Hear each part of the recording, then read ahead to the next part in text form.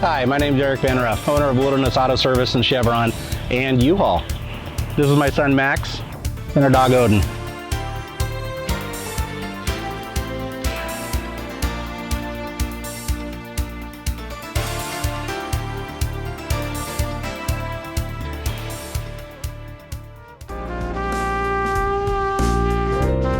Today's vehicles use shocks, struts, or both to help stabilize your ride as you turn, brake, accelerate, or drive on uneven road surfaces. Hard to imagine, but if the shocks or struts are not properly maintained, the wheels could actually bounce off of the ground, which can lead to loss of control and collision.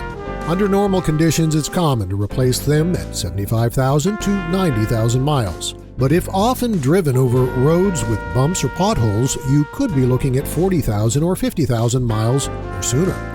If you notice any of these 5 symptoms, it's time your shocks and struts may need replacing. First, you notice your vehicle never feels completely stable on the highway, constantly moving up and down.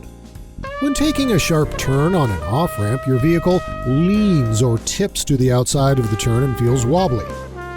The front end dives more than expected during hard braking or rises while the rear squats during hard acceleration.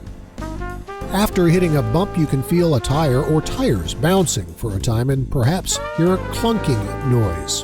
And lastly, leaking fluid on the exterior of shocks or struts is a sign the seals have broken, allowing needed fluids to escape. If you observe any of these symptoms, it may mean it's time to bring it in and let us get it back to working and driving great.